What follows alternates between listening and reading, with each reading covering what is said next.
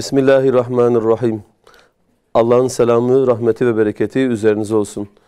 İdeal Eğitim Vakfı'nın hazırladığı eğitim ile ilgili güncel konuları konuştuğumuz Eğitim Güncesi adlı programda sizlerle birlikteyiz. Bu hafta eğitimdeki yeni gelişmelerle, güncel konularla inşallah yeni bir program daha sunacağız. Yine hocalarımız bizlerle birlikteler, konuğumuz oldular. İsmail Turan hocamız, hoş geldiniz hocam. Hocam. İyisiniz inşallah. Elhamdülillah, siz de iyisiniz. Allah razı olsun, çok teşekkür ederiz. Muhammed Emin Şana hocamız, hoş geldiniz hocam. Hoş bulduk İyisiniz hocam. Sağ olun, teşekkür ederim. Allah razı olsun, teşekkür ederiz. Hocam hemen ilk sorumuzda başlayalım. Geçtiğimiz günlerde Afrika ile Türkiye arasında birçok farklı alanda anlaşmalar yapıldı. Tabii ki bu anlaşmalardan biri de eğitim alanında yapılan, eğitimde ortaklık dediğimiz bazı anlaşmalar da yapıldı. Buradan yola çıktığımız vakit özellikle ülkemizin farklı ülkelerle bu anlamda eğitimde ortaklık veya anlaşmaları var mıdır? Buradaki durum nasıl işliyor? Bir de hani bunu demişken geçmişte özellikle de Müslüman coğrafyalardan bazı üniversiteler arasında yapılan protokoller vardı. Bu protokoller kapsamında öğrenci transferleri vardı. Güzel bir uygulamaydı. En azından farklı coğrafyalarda Müslüman gençlerin birbirleriyle etkileşimi anlamında güzel bir uygulamaydı. Acaba şu an bu tarzdan bir şey var mıdır? Neler söyleyebiliriz hocam? Hocam, Bismillahirrahmanirrahim. Öncelikle genele değinmeden önce bu hafta gerçekleşen sizin de belirttiğiniz üzere Türkiye-Afrika Ortaklık Zirvesi'nde Türkiye ile Afrika ülkeleri arasında birçok alanda anlaşmalar imzalandı. Gerek siyasi, ticari, ekonomik, askeri ve benzeri alanlarda anlaşmalar imzalandı. Bir de bizim bugün konuşacağımız, belki de bizim için en önemli alan olan eğitim alanında da bir takım ülkelerle anlaşmalar imzalandı. Bu ülkeler kimlerdir? Bu son hafta eğitim alanında Türkiye'nin görüşmeler yaptığı ve anlaşma imzaladığı ülkeler Moritanya başta olmak üzere Cibuti, Nijer, Fidji sahili, Somali, Kongo Cumhuriyeti, Libya ve Güney Sudan ile bu son geçtiğimiz haftada Milli Eğitim Bakanlığı yetkilileri diğer bu saydığımız ülkelerin yetkilileriyle eğitim alanında işbirliği noktasında görüşmeler yaptılar. Ve bazılarıyla da eğitim alanında anlaşmalar imzaladılar. Şimdi biz baktığımızda ticari ve siyasi alanda yapılan bir anlaşmalar olduğunu görüyoruz. Öncelikle son yıllarda Türkiye'nin Afrika'ya ilgisinin arttığını görüyoruz. Yani Afrika'yı deyimi yerindeyse yeniden keşfetme diyebileceğimiz her alanda Afrika ülkelerine destek olma, yatırım yapma, onların var olan potansiyellerini açığa çıkarma, ihya etme adına gerçekten güzel çalışmalar yapıldığını görüyoruz. Son dönemde bu ticari ve siyasi antlaşmaların aslında tam olarak nakıs olmaması için, akamete uğramaması için eğitim alanında da antlaşmalar yapılması gerektiğini biz rahatlıkla dile getirebiliriz. Bu alanda da şimdi başlayan çalışmalar var. Tabii geçmişte de yapılmış. Bunlar artmaktadır. Bunlar güzel gelişmelerdir. Zira biz Müslüman bir eğitimci olarak ya da İslami olarak konuya, meseleye yaklaştığımızda Afrikalı bir öğrencinin, ki saydığımız ülkelerin çoğunluğu Müslümandır, halkı Müslümandır. Müslüman olan bu devletlerin daha önce batılı ülkeler tarafından geri bırakılmış, sömürülmüş, yurtları talan edilmiş, zengin altyapı, yeraltı kaynakları ellerinden alınmış bu ülkelerin öğrencilerinin, gençlerinin aslında onları sömüren ülkeler yerine Türkiye'ye gelip eğitim almaları, üniversitelerini burada okumaları elbette ki her Müslümanı sevindirecek bir gelişmedir. Bu alandaki yapılan bütün faaliyetlerin de bizi sevindirdiğini, desteklediğini söyleyebiliriz. Şimdi biz zaten bu konunun önemine dikkat çekerken aslında şu örneği verebiliriz. Biz her zaman eğitimden bahsettiğimizde özellikle ülkemizdeki eğitim sisteminin gelişimine dikkat çektiğimizde, baktığımızda, incelediğimizde tarihi altyapısına Tanzimat'tan sonra başlayan bir ülkeden dışarıya yabancı ülkelere gönderilen öğrencilerin etkisinden bahsederiz. Osmanlı batılı ülkeleri yakalamak için, gelişmişliği sağlamak için, tırnak içinde modernleşebilmek için batılı ülkelere, özellikle Fransa'ya öğrenciler göndermiş ve maalesef bu öğrenciler de oranın tekniğini, bilimini, fennini almak yerine de almasıyla beraber oranın kültürünü, ahlakını ya da yaşayışını, felsefesini ülkeye taşıyarak ülkede bir aslında ikilik meydana getirmiş, bir kargaşa meydana getirmiş ve istenmeyen bir takım olayların temeli atılmıştır. Yani burada darbelerden, ihtilallerden, iç karışıklıklardan yani batılılaşmanın bütün olumsuz öğeleri maalesef bu yabancı öğrenci göndermeyle başlamıştır. Biz de bugün Afrika ülkelerine empatiyle bakarsak aslında biz Afrika diyoruz ama sadece Afrika değil. Şimdi son hafta Afrika ile antlaşmalar yapıldığı için daha çok o noktaya değiniyoruz. Yoksa birazdan örnek vereceğiz ülkemizdeki yabancı öğrencilerin dağılımıyla alakalı. Yani bu öğrencilerin bu geri yani tırnak içinde geri kalmış yani geri bırakılmış diye daha güzel bir tabir olur, belki daha doğru bir tabir olur. Geri bırakılmış ülkelerinin gençlerinin, öğrencilerinin Türkiye'ye gelip eğitim alması elbette ki batıya gidip eğitim almasından bizce çok daha isabetlidir. Bu noktada baktığımızda aslında Türkiye'nin son 8 yılda çok önemli bir atılım gerçekleştirdiğini görüyoruz. 48 binden 181 bine çıkan bir sayı görüyoruz. Şu anda mevcut 3.800.000 öğrencinin Türkiye'de yüksek öğretimde okuyan 3.800.000 öğrencinin 181 bini yabancı ülkelerden gelen öğrencileri oluşturuyor. Burada ilk sırayı Suriyeli öğrencilere ayrılmış. Tabii bana kalırsa ben şahsen artık Suriyeli öğrencileri yabancı öğrenci kategorisinden çıkarmak gerektiğini düşünüyorum. Çünkü 10 yıldır burada yaşayan artık vatandaşlık almış. Tabii vatandaşlığı almış olanlar var. Türkiye birincisi oldu hocam. Evet. LGS'de Türkiye birincisi olan öğrencilerimiz var. Bence artık şahsen onları yabancı olarak adlandırmamak gerekir. Ama yine istatistiklere baktığımızda Suriyeli öğrenciler de, üniversite öğrencileri de o kategoriye giriyor. Onun ardından Azerbaycan'ın 19.000, Türkmenistan'ın 17.000, Irak, İran 7'şer bin, işte Afganistan'ın, Almanya'nın var burada. Tabii Almanya ve Bulgaristan'dan gelen öğrenciler genelde Türkiye kökenli bireyler, öğrenciler. Somali'nin yani baktığımızda Orta Doğu, Afrika ve Türkiye Cumhuriyetler, Orta Asya diyebileceğimiz aslında bizim tarihi olarak da, kültürel olarak da, dini olarak da köklü mazide, köklü birlikteliklerimizin olduğu, münasebetlerimizin olduğu, birçok ortak özelliğimizin olduğu ülkeler ve aslında bizim bugün beraber hareket etmek istediğimiz ülkelerin öğrencilerinin burada olması bizi daha çok mutlu ediyor. Yani mesela bir Afganistan, 6800 Afganistan'dan buraya üniversite okumaya gelen öğrenci sayısı. Bu öğrenciler buradan mezun olduktan sonra ülkelerine döndüklerinde acaba orada Türkiye aleyhine bir faaliyet gösterebilirler mi? Ya da Türkiye'nin orada oradan Türkiye'ye bir tehlike gelebilir mi? Ya da işte diğer ülkeleri sayacak olursak Irak'tan, Türkmenistan'dan, Azerbaycan'dan, Somali'den az önce antlaşma yaptığımız ülkelerdeki öğrenciler de buraya geldiğini düşünürsek yani diyelim ki Fil Dişi sahillerinden ya da işte Sudan'dan, Libya'dan buraya öğrenciler okumaya gelirse ve bu öğrenciler burada güzel bir eğitim alıp kendilerini geliştirdikten sonra ülkelerine döndükten sonra ülkenin çeşitli kademelerine gelecekler. Tabii ki ülkede önemli pozisyonlara gelecekler. Ülkenin kalkınması açısından, gelişmesi açısından ve bu açıdan baktığımızda Türkiye'nin aslında uzun vadeli yatırımıdır diyebiliriz. Yani şu perspektifi de belirtmek lazım. Biz şunu söylerken işte Afrika'ya yatırım yapalım ya da bu diğer ülkelerden öğrenci çekelim derken Batılıların yaptığı gibi kendi menfaatleri doğrultusunda bir adım atın demiyoruz. Aracı değil. Kesinlikle aslında. Sömürgeci zihniyetle değil. Yani onları alalım da ülkelerine gönderelim. Onların o yeraltı kaynaklarını ya da maddi zenginliklerini kendi ülkemiz lehine kullanalım mantığıyla gitmek kesinlikle bizi Amerika'dan, İngiltere'den farksız kılacaktır. O yüzden bizim amacımız tabii ki kazan kazan iki tarafın da menfaatlerinin olduğu, iki tarafın da gelişim göstereceği, iki tarafın da başarıya ulaşacağı projelerdir.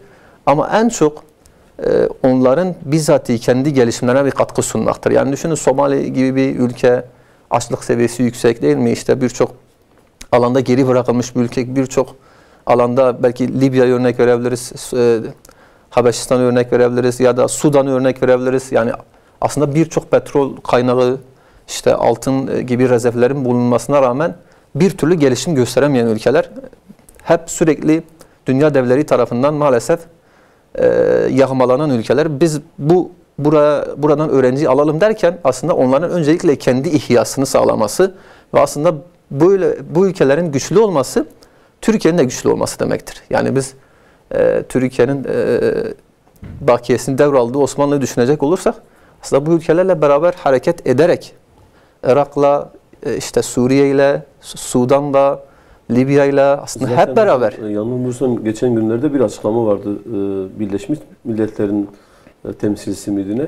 Biz Türkiye'nin şu an işte bir Osmanlı'yı tekrardan canlandırdığı endişesi bizde yok diyorlar. Evet. Aslında alttan bunu dillendirmeleri bile bu şimdilik öyle bir pozisyonda değildir Evet, demeleri bile ateş aslında olmayan yerden duman çıkmaz. Dışa vurumudur aslında. Evet. Bu anlamda hani işte dediğiniz gibi geçmiş kültürün tekrardan canlandırılması noktasında da önemli bir kazanım olacaktır. Evet.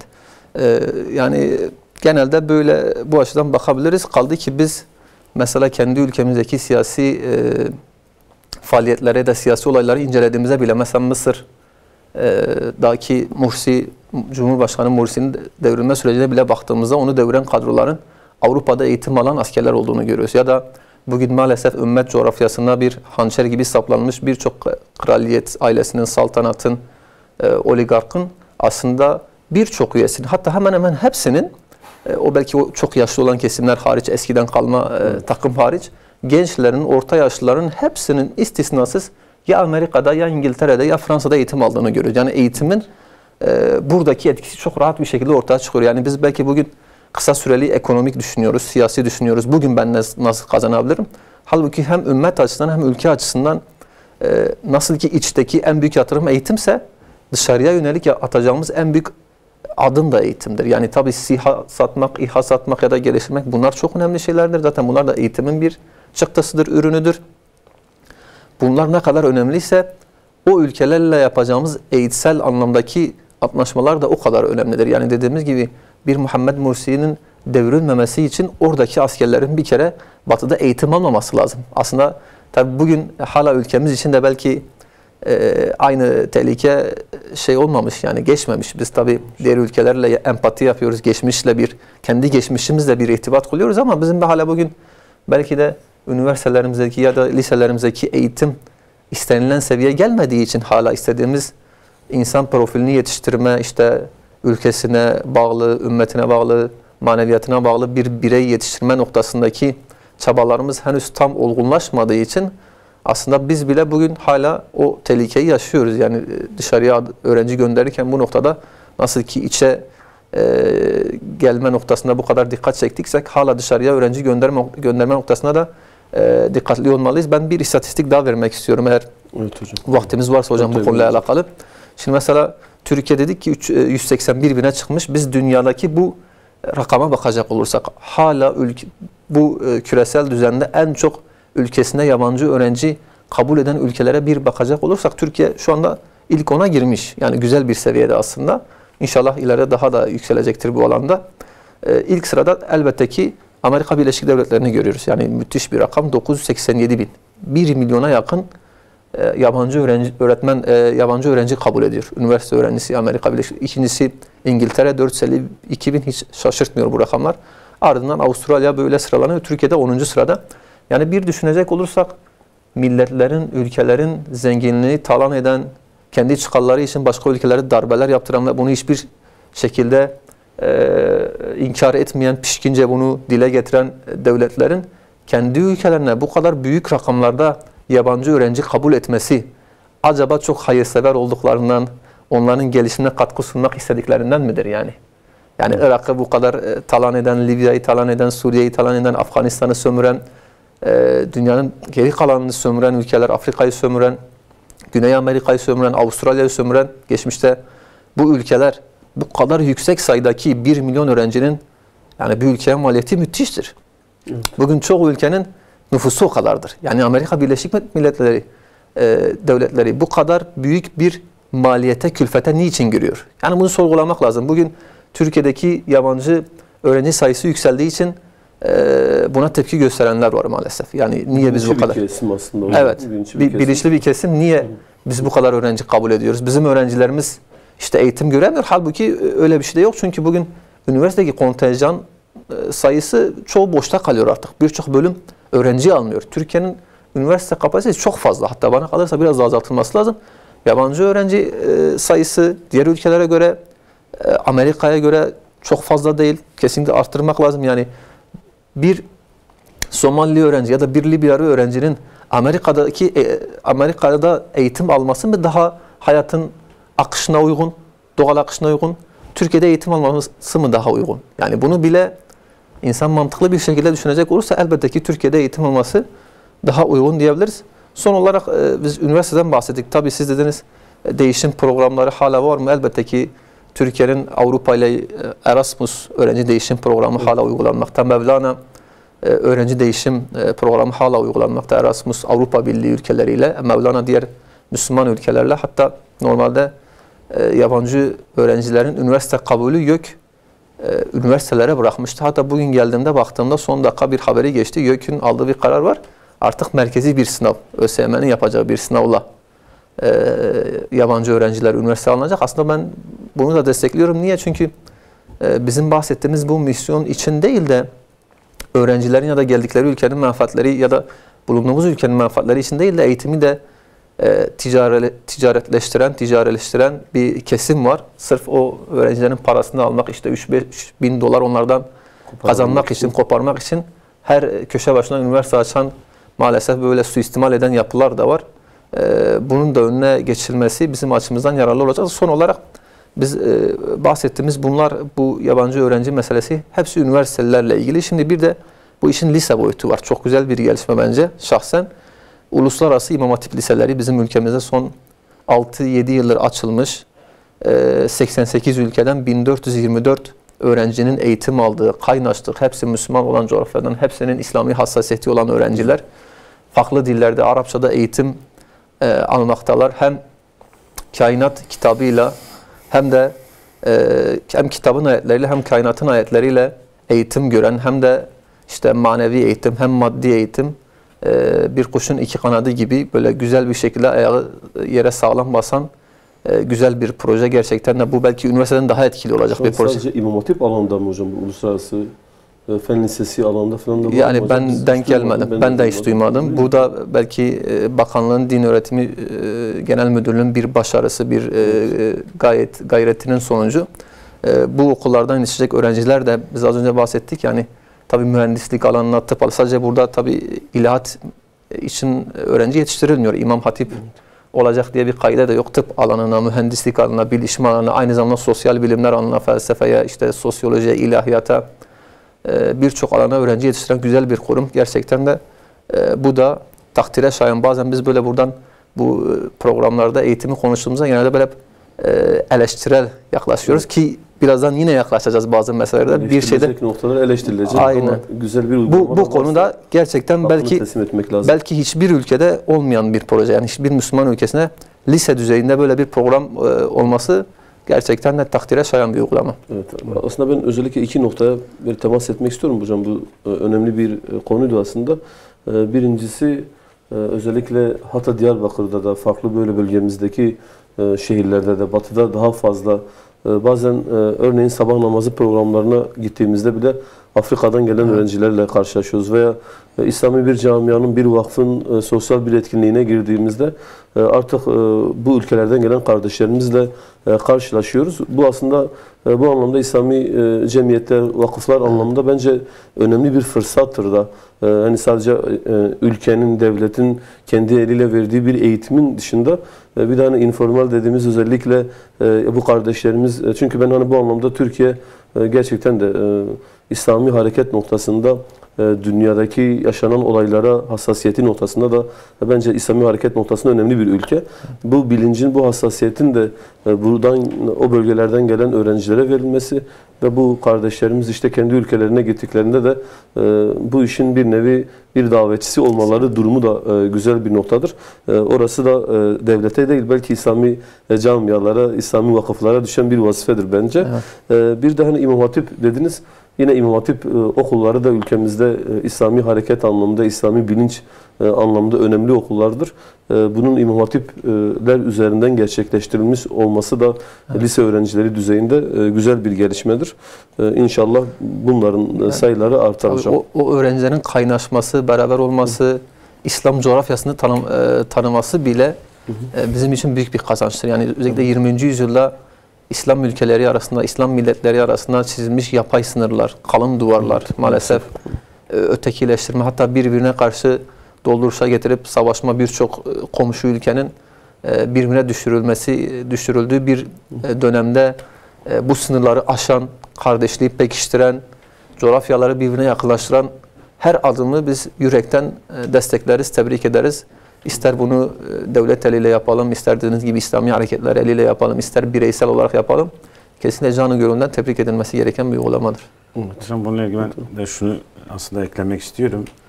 Şimdi aslında eğitimin temellerine gitmek istediğimiz zaman cidden yani bu tanzimat, özellikle batılılaşma dönemi çok iyi irdelemek gerekiyor. Yani bir nevi ne bozulmuş da oradan başlamıştı. Yani biz ne kaynak onu görmek gerekiyor. Mesela bir örnek vereyim. Hocam da dedi ki mesela Tevfik Fikret'in diyelim Haluk diye bir oğlu vardır. Batı'ya gönderiliyor. Mesela bazı Abdülhamit döneminde olsun bazı padişahlar döneminde gönderiliyor. Yani dedim bilim tekniğinden ziyade mesela oradaki ideolojileri ondan sonra o düşüncelerle geliyor. Hatta Tevfik Fikret'in Haluk diye bir oğlu var. Haluk'un Defteri diye eserleri var. Mesela yanlış desem Kanada'ya gidiyor. Kanada'da yani normalde doktor, tıp öğrenmesi yani öğrenip gelmesi gerekirken kendisi papaz olarak geri dönüyor. Evet. Yani böyle zıt bir şekilde amacında sapan yani amaçlar vardır. Bununla ilgili cidden o kaynaşma meselesi de biz o dönemden günümüze kadar dediğiniz gibi belki hep batıya yönümüzü çevirmişiz. Bir şey olduğu zaman, öğrenci değişimi olduğu zaman dediğiniz gibi Erasmus hep orada. Belki son zamanlarda mesela biraz yönümüzü doğuya çevirmişiz. Bir de yani ben bunu şuna benzetiyorum. Yani bir nevi nasıl ki İslam ümmeti hac farizasında birbirleriyle tanışıyorlar, kaynaşıyorlar. Önemli mesela fikir alışverişi yapıyorlar, orada birbirlerini tanıyorlar falan, kültürlerini tanıyorlar falan. Aynı şekilde yani öğrenci alışverişinde de mesela bu mesela diyelim 23'te bizim işte diyelim ölçü birimlerimizdir, ondan sonra takvimlerimizdir. Yani biz bir nevi aslında Orta Doğu'dan kopartıldık. Yani İslam ümmetinden kopartıldık yani bunlarla. En azından bu öğrenciler nedir? Onlara vesile olur. Yani o bağı kurabilirler. Öyle bir faydası var. Ben de hocam şöyle bir şey sorayım. İkinci soru olarak size yönlendirmek istediğim bir soru var. Geçenlerde hocam Milli Eğitim Bakanlığı 7 tır ile 7 bölge özel eğitim materyalleri sloganıyla başlatılan bir kampanya vardı. Özellikle dezavantajlı bölgelere gönderilen 7 tır var. Bu tırlarda işte bazı materyaller var özel eğitim çocukları için. Bu ve buna benzer uygulamalar sağlıklı bir şekilde yani yerlerine ulaşıyorlar mı? Eğitimde bu fırsat eşitliğini bağlamda baktığımızda gerçekten de dezavantajlı olan bölgelerin ve öğrencilerin eğitime yönelik ihtiyaçları nelerdir? Evet, şimdi son Milli Eğitim Bakanlığı'nın 7 bölge 7 tır ile 7 bölge özel eğitim materyali göndermesi baktığımızda gerçekten de bakanlığın, kamunun özel eğitim öğrencilerine bir hassasiyetinin olduğunu görüyoruz. Özel eğitim sınıflarının arttırılması, özel eğitim öğretmenlerin atamasının yapılması ki şu anda ciddi düzeyde öğretmen ataması yapılıyor o alanda. Yine her okulda özel eğitim destek sınıflarının açılma çabası var.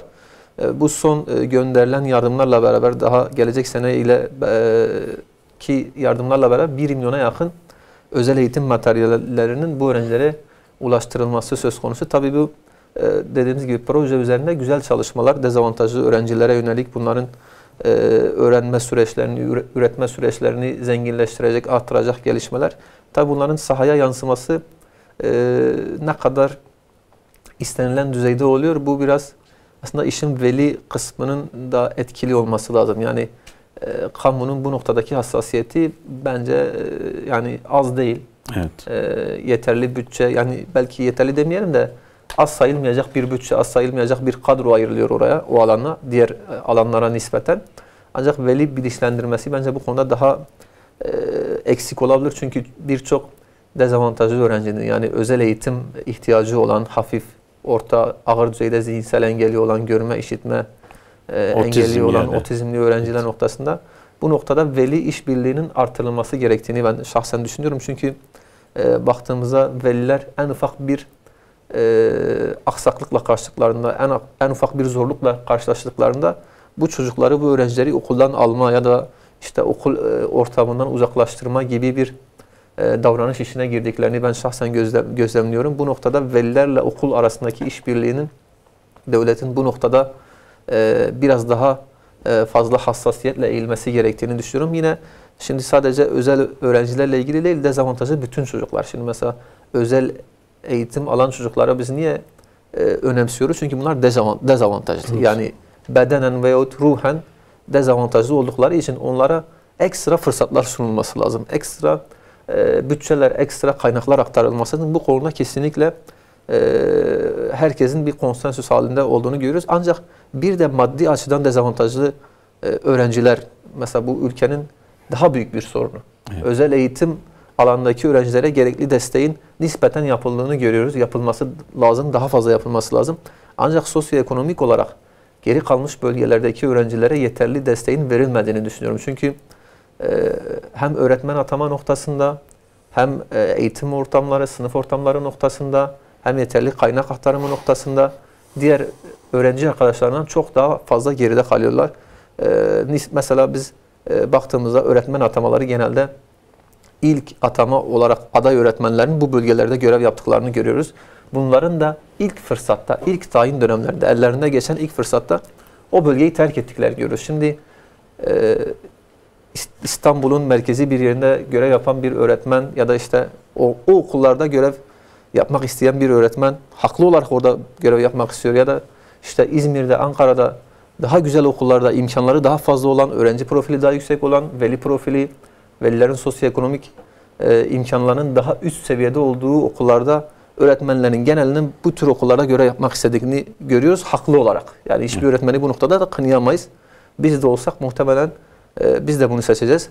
Bir de şimdi Kars'ta, Hakkari'de, Diyarbakır'ın bir ucra bir köyünde ya da ucra bir semtinde öğretmenlik yapmak meşakkat isteyen, zorluk isteyen, yıpranma, yani siz belki İstanbul, Üsküdar'da 5 yıl öğretmenlik yapın, Diyarbakır Bağlar'da 1 yıl öğretmenlik yapın, Diyarbakır Bağlar'da 1 yıllık öğretmen daha çok yıpranacaktır. Daha çok emek harcayacaktır ve maalesef karşılığını da daha az alacaktır. Her açıdan, yani hem maddi açıdan hem de öğrenci başarısı açısından daha az karşılık görecektir. Şimdi bu noktada bizim mesela bakanlığın bence gerekli teşvikleri yapmadığını düşünüyorum. Yani bu son süreçte öğretmenlik meslek kanununda çıkma aşamasıdır. Mesela şu anda kamuoyuna yansıyan kadarıyla bu noktada bir iyileştirmenin, bir teşviğin hala kamuoyuyla paylaşılmadığını görüyoruz. Şimdi Hakkari'nin Şemdinli ilçesinin bir beldesinde öğretmenlik yapan bir öğretmenle Diyarbakır merkezdeki ya da diyelim Kayseri'nin güzel bir semtinde, Ankara'nın güzel bir semtinde öğretmenlik yapan iki öğretmene aynı ücreti verirseniz, aynı özlük hakkını verirseniz kim Hakkari'de kalmak isteyecektir ki? Kim Batman'da kalmak isteyecektir ki? Yine bu noktada veli açısından da baktığımda şimdi ben şahsen bir öğretmen arkadaşla tanışmıştım. Edirne'nin güzel bir semtinde böyle görev yapıyor. Bir idareci arkadaştı. Yani okul aile birliğinde böyle üçlü rakamlı olan çok güzel bütçelerinin olduğu söyledi bana. Kendisi velilerden topladı. Velilerin bizzat bağışla okula destek sunduğunu belirtti. Şimdi Batı'daki birçok okul böyle. Şimdi biz Diyarbakır'da ya da işte Batman'da, Siirt'te ki okullara baktığımızda okul aile birliğinin belki bazen en ufak bir bozulmayı, en ufak bir tamiratı bile gerçekleşecek bir bütçelerin olmadığını görüyoruz. Yani 5-10 lira muhtaç olan okullar olduğunu biliyoruz. Tabii ki de bakanlığın çeşitli şeylerde bir desteği var. Temizlik alanında ya da farklı alanlarda. Ama okul bütçelerinin olmaması, eğitim ortamlarının iyileştirilememesi. Şimdi siz İstanbul Beşiktaş'taki bir okulu onarmasanız bile diyelim bir harcama kalemine ihtiyaç var. Oradaki velilerin zaten imkanı var. Her biri ufak bir destek ile o sıkıntıyı çok rahat giderebilir. Ama dediğimiz gibi yani Diyarbakır Bağlar'daki, Hakkari'de Şemdinli'deki, işte Batman Beşiri'deki bu ilçeleri de tabii öyle spontane veriyoruz. Yoksa bilinçli değil ama kalkınmada geri kalmış bölgeler. Yani gayri safi yurt dışı hasıladan daha az pay alan bölgeler olduğu için bunları söylüyoruz. Buradaki okullardaki var olacak bir aksaklık, bir eksikliği okul aile birliği bütçesinin karşılama imkanı yok. Okul idaresinin karşılama imkanı yok. Öğrencilerin karşılama imkanı hiç yok. Şimdi bu tabii ki bu noktada siz buraya pozitif ayrımcılık yapacaksınız. O noktadaki diğer bölgelerdeki iyi sosyoekonomik koşulları olan okulların, velilerinin zaten öğrencilerin üzerinde durması, onlara ekstra kaynak sunması, kitap desteği sunması, özel ders desteği sunması, dershane desteği sunması, yani her açıdan teknolojik alet noktasında destek sunması, her açıdan diğer bölgelere göre daha iyi. Zaten burada bir veli desteği var. Bizim yapmamız gereken ne? Bizim yapmamız gereken velilerin kendi öğrencilerine, kendi okullarına destek sunamadığı bölgelerde ekstra bir katkı sunmak. Onları eşit hale getirmek, adil bir yarışa sokmak. Şimdi bu iki profil aynı sınava giriyor. Biri alıyor 180-200 puan, biri alıyor 400-500 puan. Daha lisede bu makas daha da açılıyor. Üniversitede tam açılıyor. Bir de mesela hocam, mevsimlik sözünüzü kesiyorum da yani özellikle özel eğitim üzerinde durmak istiyorum. Burada hani bir şey anlattınız, benim aklıma da geldi. Aslında güzel bir yere de temas ettiniz. Şimdi hocam, bu özel eğitim öğrencileri dediğimiz şeyde aslında her ne kadar materyal gönderilmişse de aslında materyalden ziyade aile üzerinde çok, mesela diyelim çocuk üzerinde durduğu zaman, çocuğun eğitimine evde de verdiği zaman belki o materyalden daha faydası, mesela daha faydalı olur. Aslında dediğimiz bir oyun materyal dediğimiz şey nedir? Onu da söyleyelim. Mesela bunlar genelde mesela ders aletleri yapım merkezi, meslek liseleri. Mesela bu güzel taraftır. Bir nevi Türkiye kendisi üretmiş bu malzemeleri, meslek liseleri ve özel eğitim meslek okullarında yapılmış bu malzemeler. İşte hafif ve orta ağır düzeyde zihinsel yetersizlik, otizm, görme ve işitme yetersiz olan öğrencilerin eğitim gördüğü özel eğitim sınıfları başta olmak üzere özel eğitim okuluna devam eden özel çocuklara ulaştırılan materyallerdir. Cidden yani bu materyalleri yani göndermeleri güzel bir şey. Ama deseniz ki en büyük pay kimdir? Dediğiniz gibi belki en büyük pay velilerindir. Yani çünkü özel eğitime ihtiyaç olan öğrenciler mesela, yani cidden hani ebeveyn etkisi çok şeydir mesela, çok etkilidir. Yani bir normal bir öğrenci gibi değildir. Belki onlar sevgiye daha çok muhtaçtırlar, desteğe daha çok muhtaçtırlar. Ne kadar dediğiniz gibi materyal göndermişse de aile desteği daha önemlidir. Evet, yani hem özel eğitime ihtiyacı olan ailelerin bilinçlendirilmesi hem de bu öğrencilerle aynı ortamı paylaşan öğrencilerin, velilerin de bilinçlendirilmesi. Çünkü şimdi biz bazen özel öğrenim gören öğrenciden de normal öğrenci davranışını bekliyoruz. Halbuki onun zaten özel bir durumu var. Dolayısıyla bazen davranışlarında, söylemlerinde farklı sıkıntılar yaşanabiliyor. Bu noktada da aslında hem öğrencilerin hem velilerin bilinçlendirilip normal bir öğrenciden gerçekleştirmesi gereken davranışların onlardan beklenmemesi lazım. Beklendiği an sıkıntı oluyor. Sanki böyle o sınıfın, o okulun problemi haline geliyor. Bu belki de o özel eğitim gören çocuğun psikolojisini ya da gelişimini çok daha olumsuz etkiliyor. Yani eğitim ortamı ona bir katkı sunması gerekirken tam tersi belki de onun için negatif bir ortama da dönebiliyor. Hatta bazı yerlerde hocam mesela özel eğitim, yani mesela diyelim bir kişi, iki kişi için özel eğitim sınıfı açılmayabiliyor. Bazen belki destek eğitim sınıfları olabilir ama olmadığı zaman mesela o öğrenci bazen kaynaştırma öğrencisi olarak dediğiniz gibi normal öğrencilerin içine de yerleştirebiliyor. Yani orada yan etki olması, yani olumsuz bir davranış çocuk üzerinde büyük bir etki yani oluşturabiliyor. Ona da dikkat etmek gerekiyor. Özellikle bu çevre bilinci meselesi noktasında Milli Eğitim Bakanlığı bir hamle başlattı. Yine özellikle önümüzdeki yıl müfredata eklenecek çevre eğitimi şeklinde. Tabii çevre eğitimi dediğimiz vakit hocam gerçekten de öğrencilerimizde gerek okul sahası içerisinde olsun, gerek dışarıda olsun, kendi evlerinde veya kendi sokaklarında bazen bakıyoruz temizlikle ilgili olsun, işte kamunun malına zarar verme noktasında olsun, diyelim ki atık maddelerinin kullanımında bazen okullarda işte okul araç gereçlerine zarar verme olsun. Bu anlamda ciddi eksikler var, bilinç eksikliği var aslında. Bu anlamda var olan bu uygulama veya uygulamaya sokulmak istenen eğitimi, müfredat meselesini önce nasıl değerlendirebiliriz? Bir de bu anlamda başta eğitimciler ve ebeveynlere ne tür görevler düşüyor hocam? Evet, şimdi var olan müfredatta çevre eğitimi diye bir seçmeli ders var. Evet. Şimdi bir de buna iklim değişikliği eklenecek. Çevre eğitimi ve iklim değişikliği adı altında uygulanmaya karar verecek. Çünkü daha önce, birkaç ay önce Paris İklim Anlaşması'nı Türkiye Büyük Millet Meclisi imzaladı. Bu doğrultuda yapılan bir değişiklik. Çevre eğitimi olan seçmeli dersinin ismi çevre eğitimi ve iklim değişikliği olarak değişecek. Daha önce 6. ve 7. ve 8. sınıflarda seçmeli olarak okutuluyordu. Şimdi bir de 6. sınıflara da 6. sınıf kademesine de bu ders verilecek.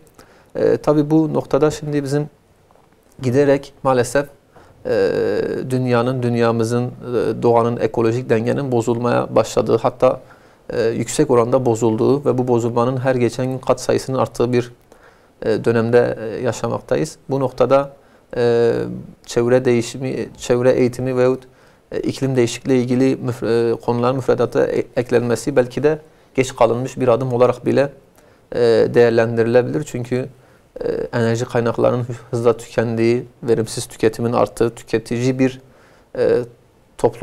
topluma, dünyaya evrildiğimiz süreçte öğrencilerin bu noktada bilinçlendirilmesi azami önem atfetmektedir. Şimdi bu noktada biz bir takım uygulamalarımız var. Biz öğrenciyken de vardı, halen de var. Okullarda çocuklara işte çevreyi temiz tutmak, çevre bilinci kazandırmak, okulu temiz, belki bütün eğitimcilerin, bütün idarecilerin böyle rahatsız olduğu ve yansın ettiği bir konudur. Özellikle okulun temizliğinden sorumlu olan kişilerin.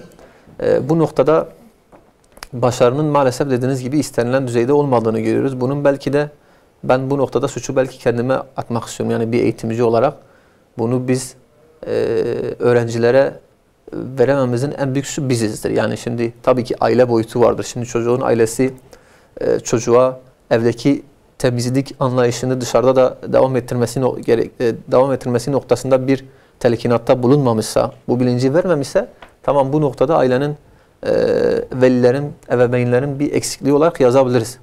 Ama benim şahsi fikrim, bu noktada öz eleştiri yapacağım kendime ve meslektaşlarıma. Çocukların evde kaldığı süreyle okulda kaldığı süreyi kıyaslayacak olursak, yani okulda kaldıkları süre de çok azımsanmayacak bir süre. Yani normalde bugün 40'ar dakikadan 7'şer saat, 280 bunun teneffüsleriyle dahil çocuklar ortalama 5 saat, 6 saat bazen okullarda vakit geçiriyor. Bu lisede daha fazla. Şimdi biz bu süre zarfında 12 yılda temizlik eğitimini bile çocuklara aktaramıyorsak, çevre bilincini bile, işte okul eşyalarını, materyalleri temiz kullanma, gelecek nesillere aktarma ya da bu biraz çevreyle ilgili, iklimle ilgili yeni geldi, belki o konuda çok şey yapamayız. Bunu öğrencilere aktaramamışsak, bu bilinci verememişsek bence bu biraz da bizim suçumuzdur. Öğretmenlerin bu konuyu gerekli kadar gündem etmemesinin suçudur. Yani bir öğretmen, hele ki sınıf öğretmenleri çocuklarla haftada 30 saat vakit geçiriyor. Yani belki bir çocuğu babasından daha fazla vakit geçirmiyor. Şimdi baba bazen 8'de 9'da eve geliyor, değil mi? Evet. Sabah erken gidiyor. Çocuğun babayla geçirdiği vakit günde bazen 2-3 saat, bazen 1-2 saat, bazen görmüyorlar. Baba eğer geç geliyorsa. Şimdi çocuğun babasından çok öğretmenini gördüğü bir eğitim sisteminde hala en ufak bir mesele olan işte temizlik konusunu, araç gereçleri düzgün kullanma, çevreye zarar vermeme, bitkilere zarar vermeme, çevre eğitimi diye başlıklandırdığımız bu meseleyi hala verememişsek, bence bu konuda veli değil de biraz da biz kendimize bu topu atmamız lazım. Yani ben bakanlığa da bu konuda tabii suçlamıyorum, çünkü dediğimiz gibi yani bazı şeyleri bakanlığın bize söylemesine gerek yok ki. Evet. Yani bir öğretmene bakanlık sınıfı temiz tut, okulu temiz tut, bu konuda çocuklara ders ver, eğitim ver demesinin bence gerekli olmadığını düşünüyorum ki bakanlık bunu zaten çevre eğitimi ve iklim değişikliği olarak bir ders halinde verecek. Bu noktada son yıllarda sıfır atık projesine de değinmek lazım. Çevre Bakanlığı ile Milli Eğitim Bakanlığı'nın ortaklaşa düzenlediği bir projedir. Sıfır atık projesi maalesef bu konuda da belki bir eleştiri getirebiliriz. Bence bu projeler maalesef biraz kağıt üstünde kalıyor. Evet. Sırf birilerinin belki de tatmin edilmesi, ki bu projenin başında Sayın Emine Erdoğan var, Cumhurbaşkanı'nın hanımı. Yani rakamlar güzel. İşte şu kadar okul bu projeye katıldı, şu kadar okul sertifika aldı, ama fiiliyatta acaba okullarda ne kadar sıfır atık projesi uygulanıyor? Ne kadar atıklar ayrıştırılıyor? Ne kadar bu konuda okullara destek sunuluyor? Bakın temizlik noktasında dedik ki bir okul bunu kendi başına, bir öğretmen kendi sınıfı için, bir okul kendi başına bunu gerçekleştirebilir. Ama sıfır atık noktasında kesinlikle dışarıdan eğitimcilere, okullara destek verilmesi lazım. Yani o atıkların ayrıştırılması, o kutuların bulunması, ki o kutular bile bazen şahsen ben gerekli yerlere birkaç sefer biz gitmemize rağmen o kutuları bulamadık. Yani bir tane verildi. Şimdi bir tane pil mi atacaksın, plastik mi atacaksın, efendime senin farklı maddeleri mi atacaksın? Bu konuda biraz projelerin kağıt üstünde kalmasından yani şikayetçiyiz. Bunun daha fazla yaygınlaştırılması lazım. Tabii bu anlamda yine de çocuklarla beraber etkinlikler yapılabilir, yapılmalıdır. İşte mesela elektrik kullanımı, elektrik tüketimi. Şimdi biz mesela çocuklara diyoruz elektriği tüketme ama niye tüketme? Şimdi adamın çocuğun cebinden bir şey gitmiyor. Çocuk görünürde bir şey de kaybetmiyor. Hem maddi hem manevi açıdan bir kaybı yok. Yani açık kalsa ne olur? Açık kalmasa ne olur? Sanki böyle okulun diğer kurallarını çiğnemiş gibi bir kural ihlali yaptığını zannediyor. Halbuki o enerji tüketimi, olumsuz enerji tüketimi, fazla israf olan enerji tüketiminin aslında dolaylı olan kendisine büyük zararlar verdiğini, yaşadığı dünyaya, yaşadığı iklime, bitkilere, hayvanlara zarar verdiğini, Allah'ın yarattığı düzenin bozulmaya başladığı bilinci verilmediği müddetçe sadece bir kural olarak bu tür faaliyetlerin öğrencilerde maalesef karşılık bulmadığını görmekteyiz. Bu noktada da işte aslında o soyut projeler somutlaştırılabilirse bu noktada da bizim çözüme kavuşacağımızı belirtebiliriz. Evet hocam, yavaş yavaş programımızın sonuna yaklaşıyoruz. Son sorumuzu da Emin hocam sorusu olmalı. Son soruyu sormadan hocam. Tabii hocam, buyurun tabii. Şimdi aslında basit bir çöp atma meselesi de yani çok bilmiyorum, ben şahsım adına önemli görüyorum. Derler ki hocam eğitimli insan yere çöp atmayan insandır. Evet. Eğitimli insan yere çöp atmayan, yani eğer çocuk yere çöp atıyorsa bunu bir öğretmenden görmüşse, idareciden görmüşse, yani üniversite mezunundan biri görmüşse, atmışsa demek ki biz hala vermemişiz. Her ne kadar o üniversitedir, o fakülteleri bitirmişse de yani nazarda mesela o kişi yani eğitimli değil. Yani eğitimli demek aslında 4 yıllık ya da 5 yıllık bir okul bitirmek değildir. Mesela cahiliye kavramı da bunun gibidir. Okumamak ayrı bir şeydir. Okuma yazma bilmemek ayrı bir şeydir. Mesela diyelim biz buna ümmi diyoruz. O tabiri kullanıyoruz. Cahil olmak ayrı bir şeydir. Yani bazen hocam bir köyde ne diyeyim hani bir çoban okuma yazma bilmeyebilir. Ümmidir. Ama görgü kurallarını, ondan sonra hayvanlar nasıl bakacağını, onun mesleki alandaki bilgisi varsa o bilgilidir. Evet. Ama üniversitede diyelim bir profesör de olsa okuma yazması var. Ümmi değildir ama cahil olabilir. Görgü kurallarını bilmese, nerede nasıl konuşacağını bilmediği zaman aslında ne kadar üniversitede okusa o cahildir. Bir de hocam bu doğa ile ilgili, çevre eğitimiyle ilgili çok güzel bir söz de var. Onu da paylaşmak istiyorum. Derler ki doğayla biz bir savaş halindeyiz. Kazanırsak kaybederiz. Evet, hakikaten. Kazanırsak kaybederiz. O kadar. Yani Allah'ın yarattığı tüm nimetleri insanlar için yaratmış. Bu demek değildir. Bir israftır, bir yok oluştur, bir tükeniş değildir yani bu. Hani hakikaten de böyle çocuklardan ziyade üniversite mezunlarının bile bu çevre bilinci noktasında büyük eksikliklerin olduğunu müşahede ediyoruz. Yani sanki işte diyelim parkta bir şey yediğinde, yeri altında, sokakta bir şey yediğinde ya da yolda giderken trafikte hemen baktığımızda bir su içiyor, hemen dışarıya atıyor. Sanki atma dediğinde temizleyen var ya diyor. Yani temizleyen varsa atmak zorunda mısın? Evet. Hocam sorumuz bununla ilgili olduğu için belki biraz açabiliriz bunu. Evet. Hani çevre eğitimi derken aslında yani maddi temizlikten bahsediyoruz. Bir de bunun bir manevi temizliği var. Yani insanın aslında manevi temizliği olduğu zaman maddi temizlik zaten gelir. Bir aralar hocam okullarımızda değerler eğitimi vardır. Evet. İşte hoşgörüdür, sevgidir, saygıdır, yardımlaşmadır, sorumluluktur falan. Şu an hocam o değerler eğitimi günümüzde şu an durumu nasıl? Okullarda uygulanıyor mu, uygulanmıyor mu? Onu sizden öğrenmek istiyoruz. Şimdi hocam değerler eğitimi son 7-8 yıldır belki de özellikle Milli Eğitim Camiası'nın, eğitimcilerin gündeminde olan bir konu. Şahsi gözlemim ilk çıktığı yıllarda sanki biraz daha özenle, daha fazla işleniyordu bu konular okullarda. Daha çok fazla gündemdeydi. Her ay sınıflarda Evet yani ilk çıktığında belki siz daha iyi bilirsiniz, tecrübeleriniz belki daha fazla. Gözle görülür oranda etkinlikler, belki bunun bir yansıması olan davranış değişiklikleri, bir güzel sonuçlar alınıyordu ama benim gözlemim bu pandeminin de belki etkisi vardır. Son 2-3 yıl belki 1-2 yıllık süreçte bunun biraz aşındığını görüyorum. Yani değerler eğitimi alanındaki faaliyetlerin biraz daha sıradanlaştığı, formalite döndüğü, sadece böyle söz ile kaldığı ya da yazı ile kaldığı, hayata öğrenci öğretmen arasındaki etkileşime yansımadığını düşünüyorum. Bu noktada da bazen belki de bazı şeylerin ilk çıktığında bazı konular, bazı etkinlikler ilk etapta birkaç yıl güzel bir verimle devam ediyor. Aslında bu noktada eğitimcilerin ya da bu işi geliştiren hocaların bu programları, bu konuları bir üst seviyeye belki taşıyabilmeleri lazım. Yani aynı yıl, her yıl aynı konu aynı şekilde maalesef işlenmeyebiliyor. Bu noktada bir aslında farklılaşma, farklı ürünler, farklı etkinlikler, farklı konular ya da hayata yansıması noktasında. Çünkü bir ara mesela diyelim yardımlaşma konusu çıktığında baktığımızda belki her ilden bu haberlere denk geldik. İşte bu borç defterlerinin kapanması mesela. Evet. Her ilde bu yapıldı hemen hemen. Her ilde bir okul gidip kendi mahallesindeki o borç defterini alıp gizli bir şekilde o borçları ödediler. Bu güzel bir etkinlikti. Çok orijinal, yani tarihten günümüze intikal ettirilmesi noktasında orijinal bir etkinlikti. Ve gerçekten de güzel bir sonuç elde edildi. Haberlere konu oldu. Toplumda güzel bir karşılık buldu.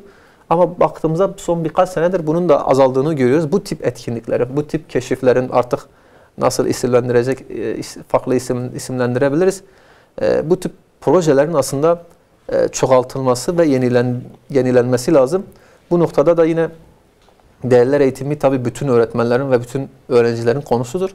Ama asıl itibariyle tabii ki de din, kültür ve ahlak bilgisi öğretmenlerin ilgi alanına giriyor. Bu noktada da belki hocalarımız farklı stratejiler geliştirme noktasında topluma, kendi meslektaşlarına, eğitim camiasına öncü olmaları gerekir. Dediğimiz gibi bu tip etkinliklerin yapılması sadece okulla sınırlı kalmaması, mahalleye yansıması, sokağa yansıması, şehre yansıması, basına yansıması aslında istenilen etkinin gösterildiğini gösteriyor. Ama gözlemlerimize göre, benim şahsi gözlemim son 1-2 yıldır belki de bu pandeminin getirmiş olduğu olumsuzlukların bir etkisidir. Tabii sosyal etkinlikler de okullarda zaten bazen yasaklanıyor bu pandemi koşullarından dolayı. Bazen azaltılıyor. Veyahut belki hastalıktan dolayı öğretmenlerimiz de böyle etkinlikler içine girmeme noktasında bir karar, inisiyatif almış olabilir. Ama bu pandeminin de artık gündemimizden çıkması, yavaş yavaş inşallah çıkmasıyla beraber bu tip etkinliklere inşallah hız verilmesi lazım. Eski kaliteyi, eski niteliksel ve niceliksel olarak kaliteyi yakalayabilmek adına. Evet, hocam zaten yüz yüze eğitim eğer başlamışsa onun da başlaması lazım. İşte bunu hala psikolojiden sanki hocam çıkmamış. Bu bir. İkincisi de hocam belki öğretmenlerimize, öğretmen arkadaşlarımıza ve öğrencilerimize şöyle bir teşvik de yapabiliriz. Yani TÜBİTAK projelerinde de değerler eğitimi var. Oradan proje yapabilirler. Başına yani bir alan aslında değerler eğitimi. Evet, başına bir alandır yani. Bir alan açmışlar, evet. Evet hocam, teşekkür ederiz. İsmail Turan hocamız sunduğunuz katılımlardan dolayı, yine Muhammed Emin Şan hocam sizlere teşekkür ediyoruz.